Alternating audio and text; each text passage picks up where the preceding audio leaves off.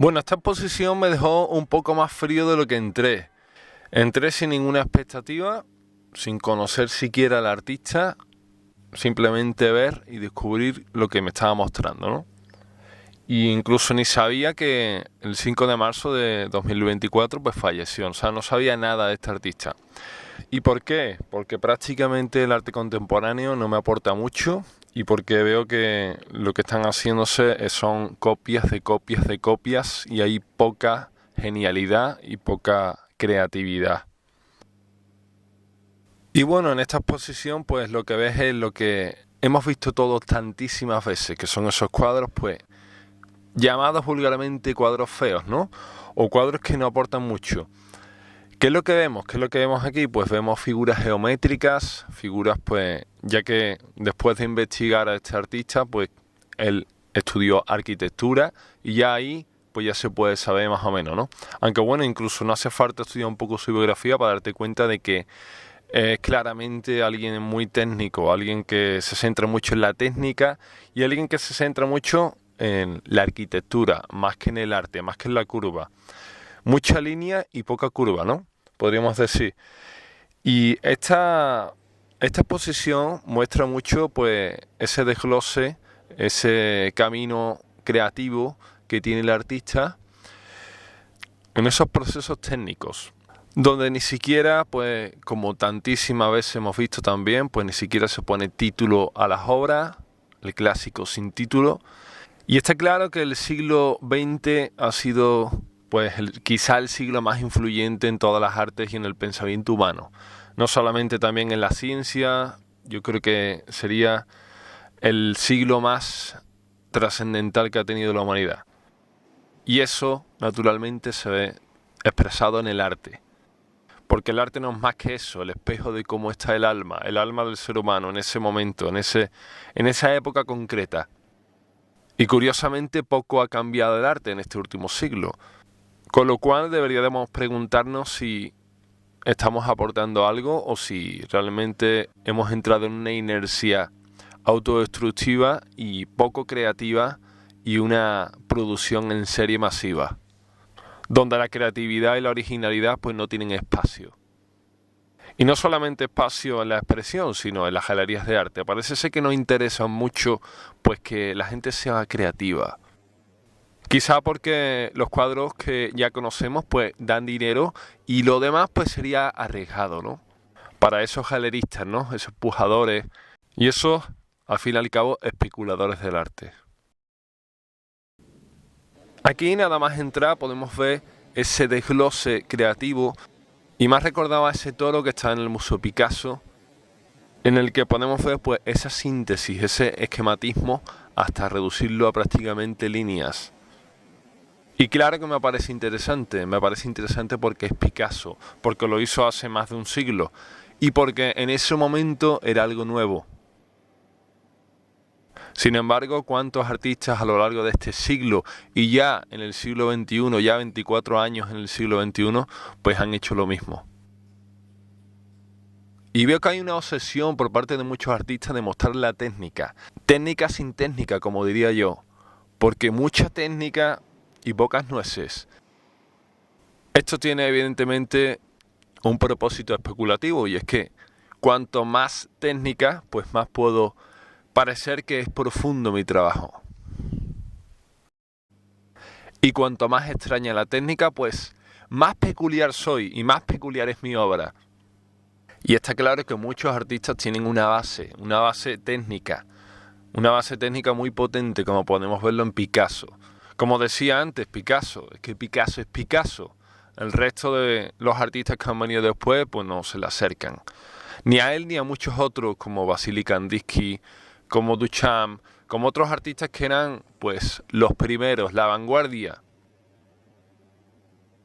No que ahora vivimos, pues, de vanguardias que ya no son vanguardia, de estilos que ya no son estilos.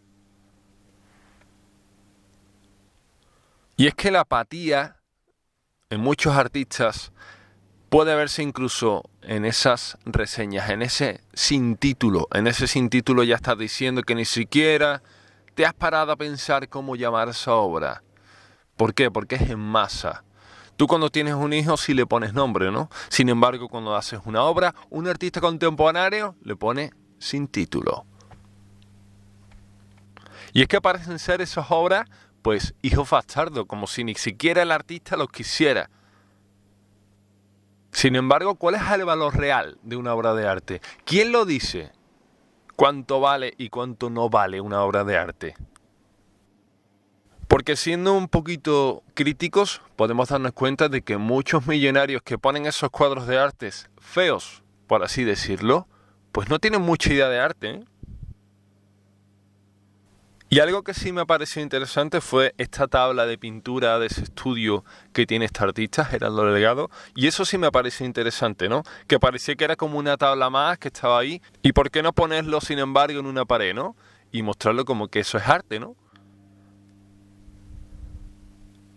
Al fin y al cabo no hay tanta diferencia entre esa tabla y esos lienzos en lo que pinta el artista. Y bueno, aquí podemos ver también las palabras, ¿no? Cómo juegan las palabras los artistas, cómo mezclan palabras, pues digamos, opuestas, garabato, geométrico. ¡Wow! Y es que ese ansia del sistema, del arte, por buscar lo nuevo, lo fresco, pues llevó, como por ejemplo podemos ver con Basquiat, a Warhol, a llevar a la calle, a sacar de la calle a un tipo y ponerle en una galería de arte. Y eso ha llevado pues a una inercia que prácticamente a día de hoy es imparable. Y como consecuencia ha tenido de que todo es arte.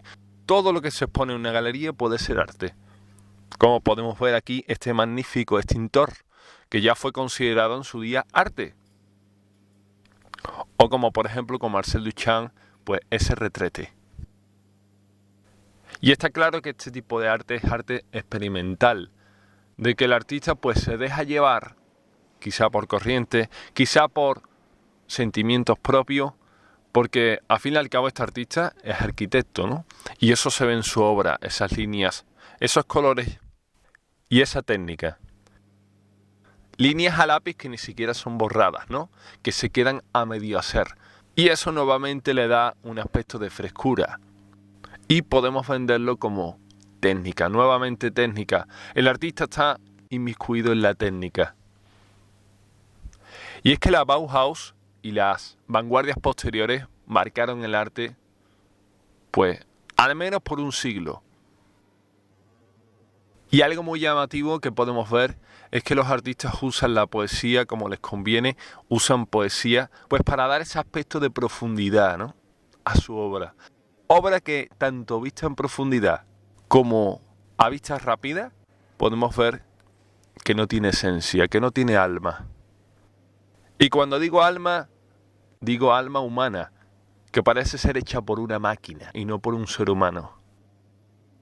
Di 2 vueltas a esta exposición y ya lo había visto todo. Ya buscaba la salida.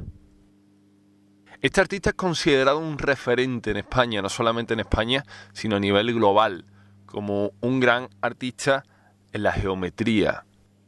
Sus obras pueden verse en el Reina Sofía, en la Fundación Miró y en otras grandes fundaciones, ¿no? Esta exposición no me aporta mucho, no me aporta nada y de hecho me enfurece quizá un poco cuánto virtuosismo pues es censurado por ese sistema que no acepta nuevas ideas. Un sistema anquilosado que solamente quiere producir en masa y lo que funciona. Así que seguiré buscando en más exposiciones, en más museos, en más lugares donde encuentre esa esencia de artista, esa mirada de artista que es inconfundible. Sígueme porque al menos haré una reseña a la semana sobre exposiciones, galerías, eventos relacionados con el mundo del arte, el teatro, la música y la cultura en definitiva.